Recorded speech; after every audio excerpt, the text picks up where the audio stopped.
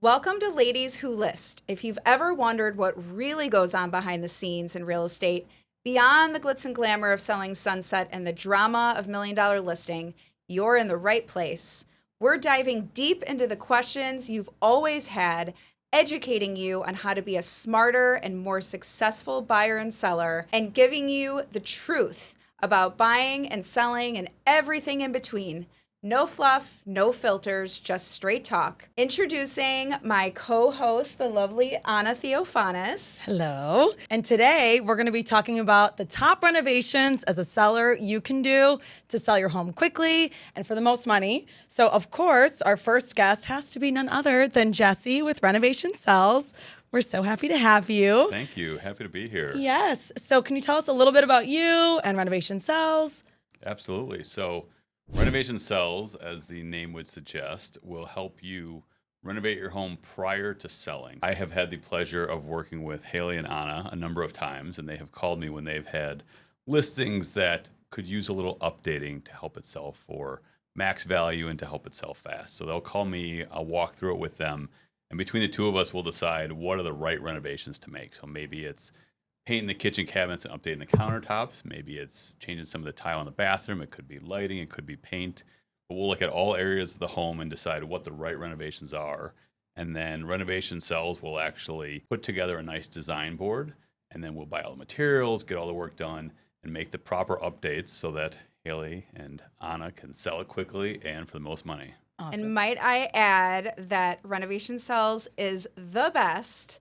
Not only are they a one-stop shop, they have a designer, they make it so easy on us, the agents, because before we met Renovation Sells, we were always running around Home Depot and Home Goods and finding these things. But they have a designer on staff, so it just makes it so much easier. And they're fast and they're quick and they can get in quickly, and we don't have to stay on top of them. They're just professional, and I cannot say enough about them. So thank you for being here, Jesse. Thank you. Yeah, absolutely. All right, this is something new we're doing. We are going to do a would you rather question, but we're not going to answer it till the end. All right, so Joe is going to ask us a would you rather question picking out of a hat. What is the question? I'm scared. The question is, would you rather be able to turn invisible when nobody is looking or fly but only 2 feet off the ground? Only 2 feet. Okay, we'll think about that. Answer that at the end. Okay, so let's get into it. The top renovation that I think is most important for most buyers is the kitchen, the heart of the home. Yes, the heart of the home where we all hang out and talk about our days and cook together and laugh together. Jesse, would you agree that that is the number one place to focus on when updating a home? Absolutely. I always tell sellers that kitchens are number one, primary bathroom a close second. But there are not a lot of areas in the house that you can really be designed forward, and the kitchen's one of them. And that's usually one of the first things the buyer sees when they walk into the house, too, because they're walking on the first floor. That's where the kitchen is. So you want to make that good first impression. And when you've got cherry cabinets and granite countertops, it just screams of, hey, this was updated 20 years ago and no one's touched it since. And that's Anna, what the buyer's going to yeah, think of. how many buyers have you had that will literally just turn around and walk out when they see those cherry cabinets and those yellow countertops? Totally. Or they won't even want to see the listing. Like they'll open it, they'll see the kitchen, and they won't even scroll past those photos. So Right. really, we're trying to get people in the door too. Yeah, so we absolutely. need some of these renovations. Otherwise, it's going to end to lowball offers and Right, yeah, people or aren't even buyers coming. just not coming to see it. Right. And I think when I tell a seller that, hey, I think we should make some updates to the kitchen, I think a seller's mind immediately goes to, that's going to be $60,000. That's going to be a huge expense. But when we really break it down, we have ways, and Renovation Sells has ways to do a little facelift, make it look completely different, and not have it cost that much money. So Jesse, can you tell us what you typically do in a kitchen and what those costs are? Well, a great example is a project that I worked on with both of you on Buckingham and Lincoln Park. Amazing location, but the place was just dated. And they had laminate countertops. They had the laminate cabinets that were kind of peeling. It just was not a very attractive kitchen, and it was going to be hard to get a really good price for what otherwise was a pretty good condo in a great location when the kitchen looked like that. So we suggested painting the cabinets, updating the hardware on the cabinets. We put in nice quartz countertops, a backsplash. I think that might have been about it. There wasn't much more than beyond that. And I think the cost was $12,000. I mean, it was a small kitchen, but still, it made a huge difference. Huge difference. And if you're thinking about buyers looking at that too, not just sellers, but buyers think that it's going to cost $30,000. So they're deducting that from the price. Right. So, and let's not forget the history of that listing, Yeah. because those sellers called Anna and I when they had been listed with another agent. It had been sitting on the market for over 5 months, and it would not sell. So when Anna and I got in there, we recognized that it was probably the kitchen and a couple other things. And then we relisted it, and it sold in multiple offers. So the power of that is huge. And for how much it was. Yeah, I mean, that one, again, smaller kitchen, but still about $12,000. And I think a lot of people don't realize that you don't necessarily have to replace all the cabinets. If they're still in decent shape, painting them makes a huge difference, and it's a fraction of the cost. And I think people also hear painting cabinets and they think of a painter coming in with a roller. Yeah. And it's a much different process. It's the doors and the drawer fronts go off site. They get sanded down, they get sprayed. The frames get sanded down and sprayed on site. And by the time we're done with them, they look like brand new cabinets. So you're getting what looks like brand new cabinets in, new colors. You're getting a quartz countertop, new sink, faucet, backsplash in this case. And we can do it in under 3 weeks too. And if you don't want to spend that much money, there are other things. Hardware makes a huge difference. Lighting that you can get for $200-$300 a piece, island lighting, all these little things can make such a big difference. Oh, yeah. And also, wood cabinets now are kind of back in, too. So sometimes, depending on the stain on them, you may not even need to stain the cabinets. Like, I love this wood behind us. Right. So, and even the darker ones, just putting some quartz counters next to it, then you've got a little organic, modern look, and you don't even need to go through the whole covering for staining. So there are little things we can do to totally update a kitchen. Yes. But one thing I think we need to talk about is that a lot of sellers are doing the bright white, which is so 2015. We are definitely through the white phase, and that is out. Yes. Would you so agree? I agree, but I'm also not big on a lot of colors either. I just like a soft white, especially on top. And maybe if we're going to do colors, maybe something on the bottom, like we've done some cool green colors and things like that. But anything but the bright white. Yeah. I think just the all white, it's too like a hospital. It's Too just stark. right, exactly. Yeah. But we've been, our designers have been coming up with some cool designs lately where it's a lot of times it's lighter on the top, and like you said, you get a darker or more fun color on the bottom, or sometimes the perimeter cabinets are all in some shade of white, and then the island has a pop of color. So there's different ways to make it kind of stand out. Make it a little fun, Yeah, give it a little exactly, punch, because exactly. that's really what evokes the emotion of the buyer. I will say I had a recent buyer. We toured a great new construction property, and the kitchen was bright. When I say bright white, I had to put my sunglasses on. I mean, it was so bright. And every bathroom had the same cabinets, and they did not move forward with that property. Everything else checked the boxes, but because of those bright white cabinets. So it is really important, if you're going to do this, to make sure that you're advising with renovation cells or an agent to make sure that you're choosing the right color, because it matters. Yeah, absolutely, it does. And I know the developer you're talking about. He lives nearby me, and I've seen his properties, and he tries to sell them for top dollar, and he never gets it, and he ends up lowering the price, and he just doesn't put the effort into any of the design, and it is a big piece. So just thinking that you can paint everything white and put some white tile on a backsplash, like that's not necessarily what people are looking for. Let's talk about paint, actually. Whether to paint or not to paint. That is a question that we often get. And the answer is it's a case by case. We recommend painting in 2 scenarios. Either the color, let's just say the color sucks, or it's in really bad shape. Maybe they've got kids, dogs, and it's all scuffed up, or maybe there's, gouges taken out or whatnot. So not every seller has to paint, and that is quite costly in certain situations if the home is big. What do you recommend to sellers? Honestly, it totally case by case, but if there's bright colors on the walls, like they have to neutralize it. It's such an inexpensive thing to do, and the return on that is so huge. I mean, what would you say? Like minimum $3 for every dollar you spend on paint. Minimum. If you have,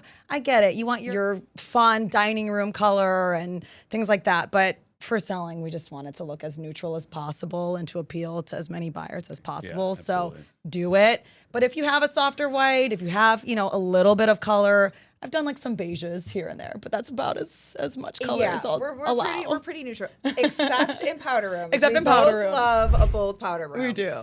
Yeah, so one of our favorite colors in powder rooms is Hail Navy by Benjamin Moore. And that's been for years now. I feel like we've been doing that since 2020, but I'm not sick of it yet. I know, and it works with the early 2000s beige tiles. It works with the newer construction, woods and whites, and it's just gotta distract the eye a little bit. It's a good one. I wanted to say, just one pro tip. If you are thinking of just touching up some of the paint, if it hasn't been painted recently, so say you painted 5 years ago, 10 years ago, even if you know the exact paint that you had and the exact sheen, you can't just go with a little paintbrush and touch up the areas that need it.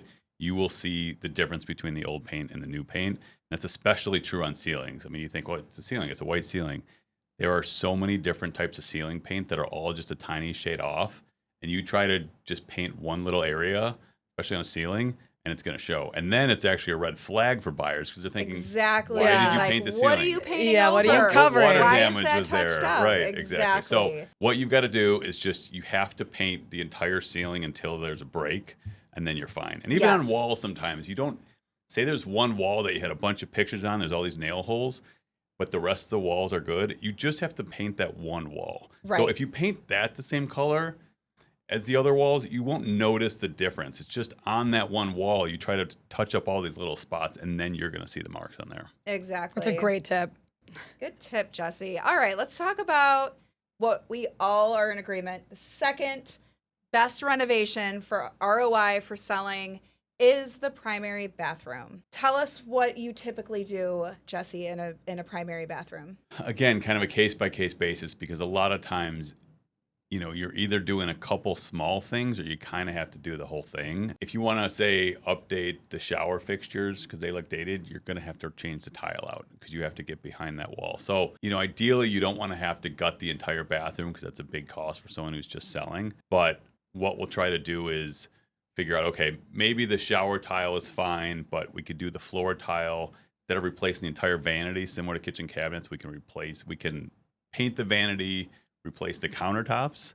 A lot of times you have a sheet mirror that, is a cheap sheet mirror the developer put in. We'll take that out. We'll put in 2 nice frame mirrors. Yeah. Same thing with like the really old light bar, the big bulbs. Take that out and we can move the electric and put 2 nice vanity lights over each sink. Yeah. So I think those are some ways that rather than gutting the whole thing, you could think of some strategic updates. It's the tile that makes it really expensive. So we really try to work with the existing tile. And sometimes if it's bright orange or bright green, we might not be able to do that, but we do try. Yeah. I always wondered, because you can get these really inexpensive prefabricated vanities from Wayfair and is that sometimes more cost effective than replacing the countertop and repainting, the vanity? On a smaller vanity, it could be. I think when you get into these big vanities that are 72-inch vanities, you get one for cheap, it's going to be a really cheap vanity. And just the effort to take the entire vanity out, get a new vanity, somehow get it up to that second floor. Like, part of this is just a labor cost. Like me getting a 6-foot-long vanity that weighs 350 pounds, and I need 4 guys to like unload it off a truck and bring it in and go up the stairs. I mean, they hate me when I do that. So that's why I try to, if we can, kind of paint the vanity, change the top if it's a big vanity. But yeah, small vanities, 24 inches, 36 inches. Sometimes it's better just to put a new one in. You get a new one for $300 sometimes. That makes sense. Yeah. And how much is it typically to just spray the cabinets, put in new counters? Because that's typically what we end up doing. Yeah, I mean, again, kind of depends on the size of the vanity, but it may be something where if you have a big 72-inch vanity with 2 faucets, countertop, if you're going to change the countertop, you might as well change the faucets too, because you're going to have to take them out anyway. So when you're doing all that, it might be somewhere in the range of $1,500 to $2,000, which it could sound like a lot, but like the new vanity is probably $2,500, and they're going to charge you. Does not sound like a lot. I mean, because Good. Anna and I know. I mean, how much would you say it would sell for more with what looks like almost a completely updated bathroom? Oh my gosh. Like 10, I was going to say 10, 15,000. Yeah. If they have quartz counters and that's what the buyer sees and it looks like a brand new bathroom because of that, That's we're a adjusting 10 to no-brainer. 15. No That's brainer. crazy. Let's talk about lighting next, because I feel like sometimes lighting can just completely kill the vibe of a place. Completely. Above this beautiful dining room is something that looks like your grandma's fixture, and Yeah. you just cannot take your eyes off of it. That or a boob light. I can't stand the boob light. The boob lights. Yes. What were they thinking when they made those lights? I don't know. I mean, Those it's were not those were the cheap ones at Home Depot. That's what they were not thinking. Yeah, exactly. Those are all what the developer put in when they Jesse's the put in voice the of cheap reason. finishes, and they're but still sitting there 30 who years made later. that shape? I mean, It's true. It's just a terrible shape. So that's the first thing we always get rid of. But beyond the actual fixture, like the light itself, like if the light that's in here right now is in a home, that bright white light, I can't stand it. It feels like a hospital. It's I just could so not agree. sterile. I do not want to feel like I'm at school or at the doctor's office when I'm walking through a property. There's a wattage that we tell sellers to put in. Jesse, do you know what it is? Yeah, so this is what you should do, actually. If you've got can lights throughout the home and they're the lights that actually have the light bulbs in there, those are a huge pain, because first of all, they're always going out, and every time they go out, you put another one in, you're like, okay, that doesn't match. Like, this one is not the same wattage as the other ones, and over time, you'll notice that the trim around the can also gets yellowish, or some people actually have like black trim around there. Just really, really dates it. So there's a very easy thing you can do, and I know you guys don't think you could, but I promise you, even you guys could swap those out. Not me. It's you could. Maybe Anna, but not me. Not I'm me not either. an electrician. They make it easy where it's just like screwing in a light bulb.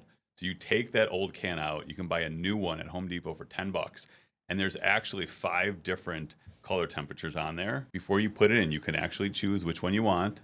And then it's super easy to put in. It takes just a few minutes to take one out and put another one in. And you can do it throughout the whole house, or we will do it for you if you'd like.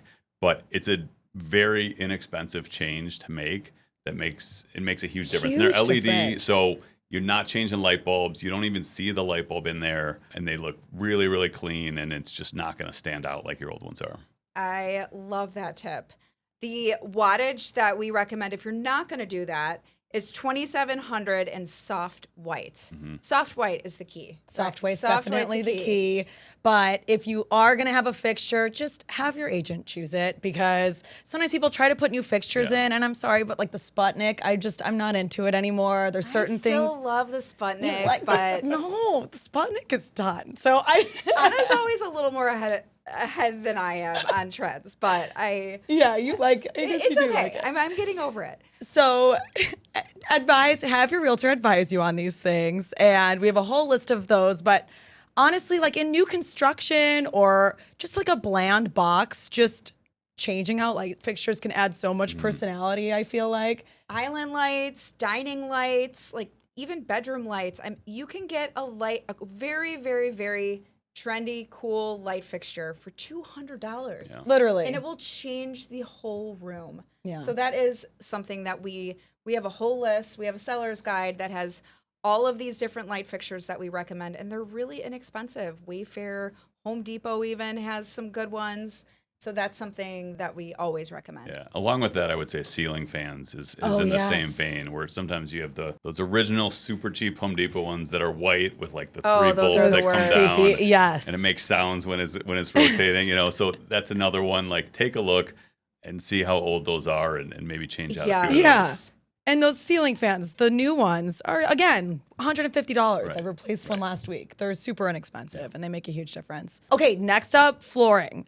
So the first thing we do when we walk into a place, if it has crusty carpet, obviously get rid of it, and it's super inexpensive. We did that in Buckingham as well. How much did that carpet, do you remember how much that was? It usually ends up being somewhere $4 to $5 a square foot. Like, it's really not that expensive to take it out, put new carpet and carpet pad in. So for like a typical single family home in Chicago basement, what would you say? I mean, if you had 1,000 square feet, maybe it ends up costing you, again, $4,000 to $5,000, and that's to rip everything out, new carpet pad, and they can do it in a day, And it just makes a makes huge the difference. property Yeah. look fresh. Mhm. And buyers, I've noticed, seem to get really grossed out if the carpet isn't in perfect shape. Totally. Yeah. And Well, yeah, it's because it's gross. You don't know what's been there. A carpet can hide so much. So just replace it before you're going to have showing. Yeah. So a buyer, at least, if they're going to take carpet, it's new and they know nobody else has done anything on it. Exactly. Yep. Yeah. I mean, you two sold my home, and that was one of the updates I did. I didn't have to update a lot, but after we moved out,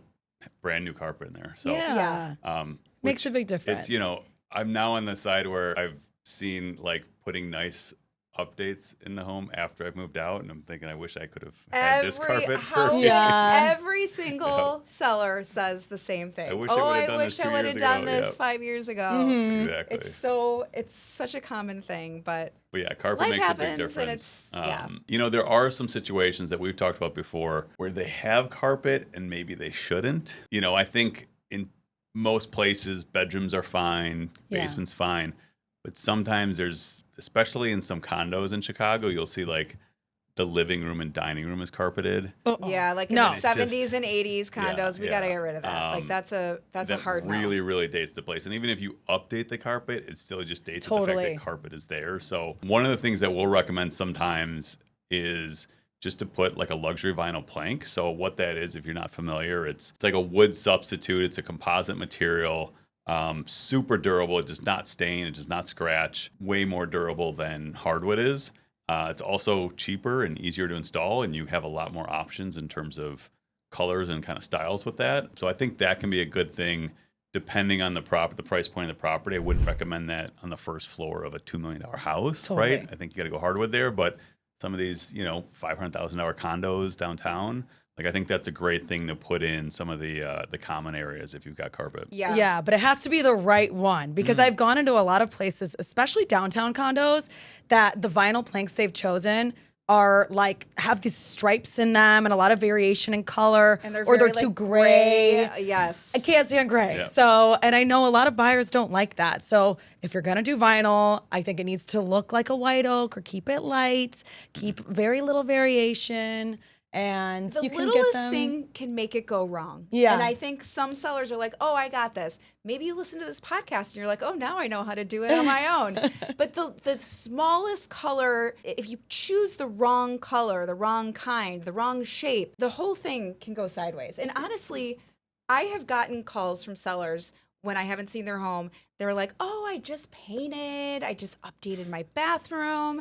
And I'm like, oh my gosh, I'm so excited to see it. And I walk in and I'm like, oh my God, you just devalued your home. Yeah. Like you just made Yeah. it worse. So just make sure to consult an agent, a contractor like Jesse, because it really, the color, and all these nuanced situations, like what is the price point of the property? Where is the property? What's the market like? All of these things matter. So And even with flooring, like, you got to match it to the paint too. Like it can totally clash with that. And I'm not good at picking that out. I know you two are a lot better than I am, but that's why we have a designer to say like, hey, if we're going to keep the paint this color, then we need to go this shade with the floor. yeah. Speaking of that, what are your thoughts? I feel like sellers always ask us, should we be refinishing the floors before we go on the market? I have a lot of thoughts on this. Yeah. So the weird thing is, for whatever reason, unless it is a vacant property, buyers rarely look down. They are usually looking up, and they very rarely see flooring imperfections. So unless it's really, really bad, very obvious, or it's just a hideous color, like a very, very red floor, we usually don't recommend doing the floors. And if they do need to redo the floors, if they had a dog and they're very scratched, honestly, that's something that we can offer credit for the Yeah. seller, because they probably want to pick their own color and whatnot. Agreed. Yeah, That's I not agree. going to be the best return on investment. Again, unless they're really beat up, I think that you're not seeing that as much. And sometimes you'll have a few areas where maybe you had some bar stools and a couple of them were missing the felt and it's scuffed a little bit. Not a big deal. You could also go to Home Depot. They have some touch-up pens where they have a whole variety of colors that are probably going to match close enough to your floor. I love those. And you want to do that a little bit and it costs Yes. you $3. Like Yeah. I did that on my floor. It's, I know. we had I 10-year-old recommend that floors as well. and they weren't It's perfect. gotta be the right but- color though. Yeah, which is hard, right. You but don't yeah. want to mess it up too much, but it's going to look better than having a big obvious scuff mark there. So if you can find something that's pretty close to your floors, cover that up a little bit, that's always a good thing. Yeah. Yep. All right. And there you have it. Those are the best renovations that you can do as a homeowner or seller to get top dollar from your sale. So now it's time. Let's read the would you rather question because I already forgot. The would you rather question is, would you rather be able to turn invisible when nobody is looking or fly, but only 2 feet off the ground? I mean, if you turn invisible, no one's looking. What's the point? But okay, so basically invisible or fly, but you can only 2 feet. So we're talking like right off the ground. I have that's not thoughts. I fun. feel like, well, there's no limit as to how fast you can fly. We're just 2 feet off the ground. So for me, I'd rather fly because whatever, if I'm a foot off the ground, 2 feet off the ground, a mile off the ground, as long as I can be really quick with it So and I you're can gonna get be where I want to. flying in between like people's legs, like I could zoom around. I could find a vacant street. I could find like, maybe not in the city. But. I mean, yeah, I don't. Okay, so I've got a tape measure here. I always bring one everywhere I go. Let's see 2 feet.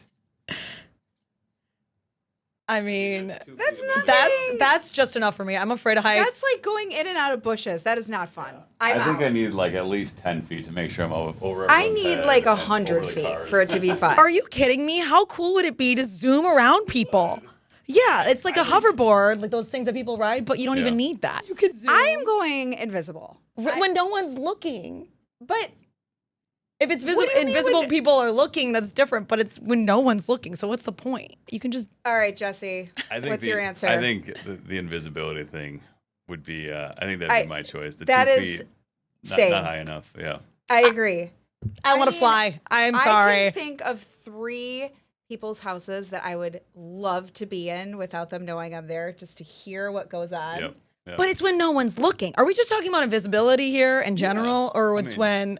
Because I heard when no one's looking, which changes everything. But if it's just invisibility, then yes, I agree with you Oh, guys. you're interpreting it as you can only be invisible if no one's looking at you, but as soon as they look at you, You're appear there. Again. Yeah. So what's the Oh. point? Then I would just rather hide in their bathroom. But aren't you invisible anyway if no one's Exactly. looking? Exactly. That's why that question makes no sense to me. And if no one's looking, I'm basically I'm still invisible. going invisible.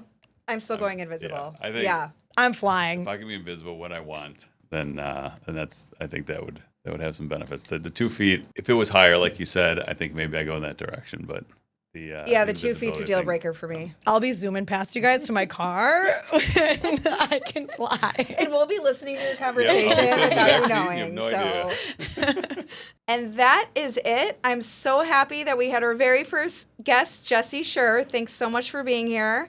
Hopefully you all got some insight into what renovations you're going to do when you sell. Thanks so much for listening.